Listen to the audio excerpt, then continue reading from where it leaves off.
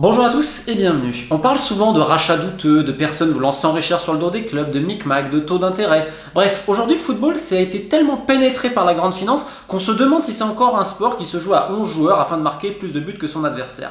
Et dans toute cette tambouille-là, il y a un rachat qui symbolise, et de manière légale en plus, à défaut d'être très cynique, le casse du siècle, le braquage absolu. C'est la prise de contrôle par les Glazers de Manchester United, un des clubs les plus mythiques d'Europe. Alors aujourd'hui, non, c'est plus le théâtre des rêves, on peut le voir sur le terrain. C'est peut-être le théâtre de la très haute finance avec des taux d'intérêt à rembourser, des dividendes récupérés par les actionnaires et plus de 1 milliard de pounds déjà sortis depuis la prise de contrôle des Glazers qui sont allés pour rembourser des dettes et autres. Alors on en a déjà parlé sur la chaîne et le fait que le début de saison cataclysmique ajouté aux problèmes internes, ajouté à la panique là parce qu'on ne sait pas qui recruter etc. Et donc tu te retrouves encore une fois avec une ligne sportive qui reste à définir. Bref, quand tu mets tout ça, tu comprends l'exaspération des fans qui sont pris pour des imbéciles depuis plus de 15 ans déjà. Et surtout, tu te dis, mais quelle immense vache à lait. C'est simple, vous avez des propriétaires qui ont récupéré un des plus grands clubs du monde et qui font comme ça, tuc, tuc, tuc, ils traitent. Donc là, on appuie sur les pieds et même si la source se tarit un petit peu, parce que les résultats ont quand même été en dents de scie ces dernières saisons, je vous rassure, ils vivent encore très bien sur le dos de la bête. Alors aujourd'hui, j'aimerais qu'on aille un petit peu dans le détail, parce que j'en ai déjà parlé sur la chaîne, etc. On va sortir le tableau pour que vous compreniez bien parce que c'est très important. D'autres clubs parfois sont rachetés ainsi et il faut à tout prix essayer de limiter ça. Ce que je veux dire, attention, le LBO, ça se fait dans le monde de l'entreprise, on en a déjà parlé, mais là on va vraiment le détailler pour vous montrer à quel point ce rachat était cynique et le pire, comment il a pu marcher. Et là, toutes les gloires de United de l'époque, pour lesquelles la soupe était très bonne, faut aussi les montrer du doigt. Parce que beaucoup de respect pour Sir Alex Ferguson, tout ce qu'il a fait, même si son fils faisait le business, mais faut pas oublier quand même, à l'époque, j'en connais un qui prenait son salaire de consultant et qui disait que les Glazers c'était bien. D'accord, les Glazers c'était bien. Les Glazers c'est la mort du football. Et tous les gens qui les défendent, ça veut dire qu'ils ont mangé. Aussi simple que cela. Bref, encore une fois, c'est un LBO. Le LBO, je rappelle que c'est une opération financière qui permet d'acheter une société via un mécanisme d'endettement. Pour faire simple, vous êtes les Glazers, vous créez une société, Red Football, jusqu'à là vous me suivez. Vous mettez un petit apport et tout. Et donc votre but c'est de récupérer une société. Donc voilà, vous suivez ça pour acheter ça. Jusqu'à là vous me suivez. Sauf que c'est pas vous qui allez mettre l'argent. Vous mettez une petite part. Donc qu'est-ce que vous faites? Eh bien vous obtenez des prêts. Dans le cas là, des Glazers, c'est quasiment 790 millions de pounds. Donc imaginez quasiment 800 millions de pounds. À l'époque je crois que c'est plus de 900 millions d'euros. Donc vous récupérez chez des fonds d'investissement, des banques, etc. Il y en a eu plusieurs. Où parfois les taux d'intérêt étaient à 14%. Donc en effet on avait des fois un peu du prêt vautour et tout. Donc là, vous récupérez, donc là c'est en pounds, vous récupérez après 790, vous mettez une petite mise, etc. Et en fait, cet argent va vous servir à acheter le club de Manchester, mais surtout les actions, parce qu'il y avait plusieurs actionnaires, certains voulaient vendre, d'autres non. Tant et si bien que Red Football, après des années et des années, va obtenir 98% de Manchester United en rachetant les actions, ce qui est à peu près pour ce montant-là.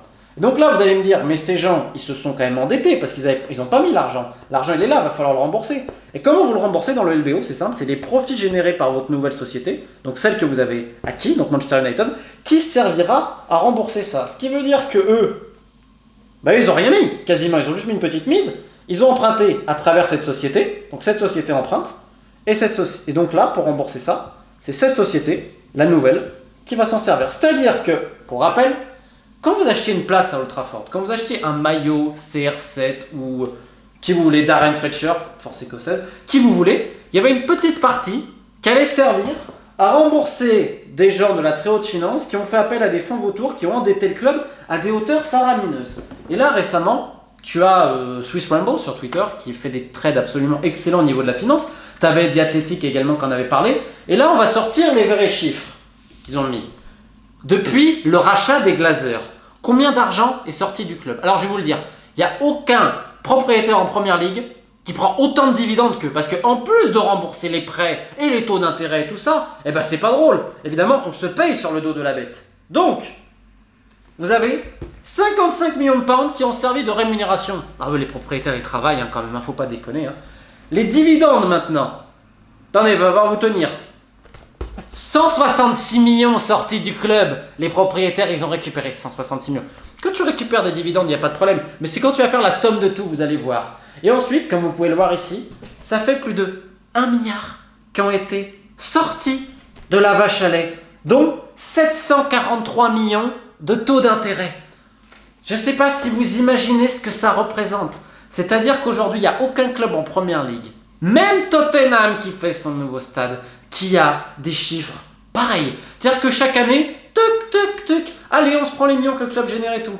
Et là, vous allez me dire, mais c'est unique. Mais d'un autre côté, le club investit, on le voit ces dernières années, ils ont réinvesti sur le marché des transferts, la masse salariale, elle est colossale et tout.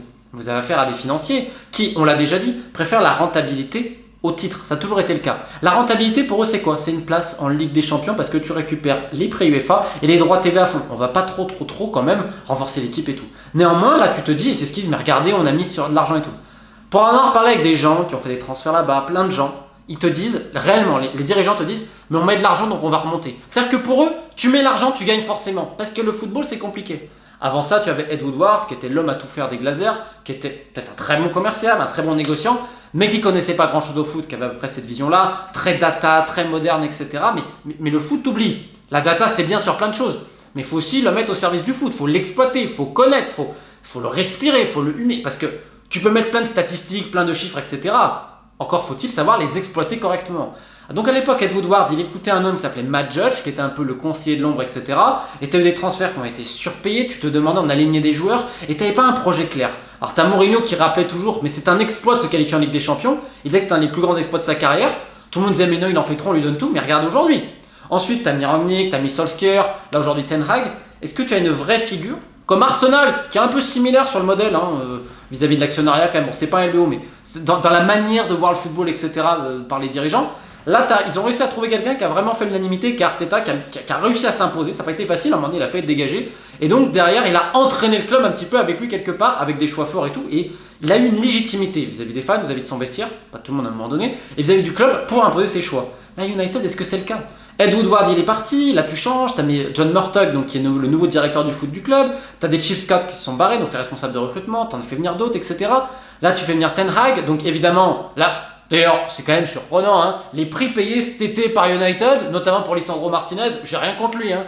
Mais alors, soit l'Ajax, ils ont trouvé les pigeons de l'année, soit à un moment donné, les mecs qui font les comptes à United, ils ont donné de l'argent à quelqu'un, c'est pas possible. Mais bon, c'est le réseau du coach, faut pas déranger, c'est vrai. Tu regarderas à United, c'est exceptionnel. Dès qu'il y a un coach, donc il va ramener des gars. Et en fait, il n'y a pas de continuité, il n'y a pas de ligne sportive. Et là, les mecs se sont dit, littéralement, c'est vrai ce que je vous dis.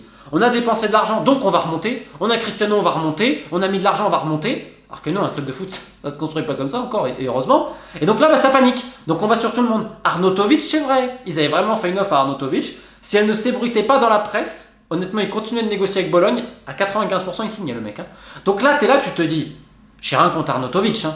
Mais quand tu te dis que tu es United et que tu en arrives là, tu te dis qu'en effet, c'est la panique, on n'a pas d'idée, et les mauvais résultats vont te faire encore plus paniquer, parce que là, il y a une grogne. Et donc, on en revient parce que les gens sont quand même fatigués. On se rappelle qu'à l'époque, il y a eu des protestations contre les Glazers. Tu as eu le club du FC United qui s'était monté par des fans désabusés par la situation.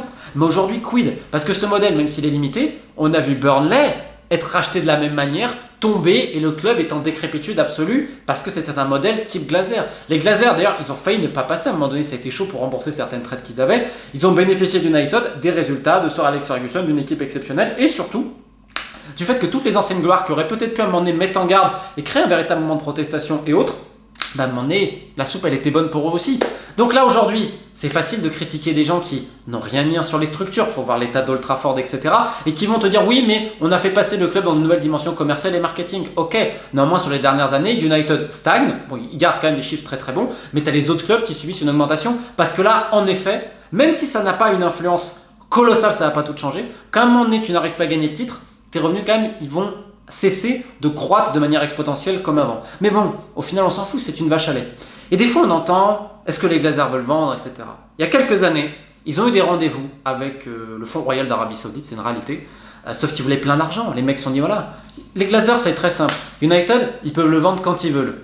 Juste quand il y a un gogo suffisant qui va leur donner encore plus de milliards qu'un curé pourra en bénir, si je peux me permettre cette expression. Donc c'est tout, il n'y a pas de football. Et les gens qu'ils ont mis, ah oui, ils essaient de trouver une rentabilité un peu de sportif, etc.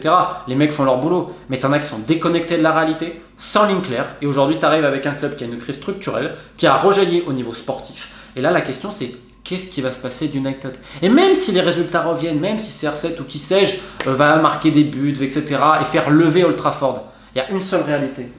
C'est pour acheter l'un des clubs les plus mythiques d'Europe, qui s'est transformé en vache à lait. On a fait ça.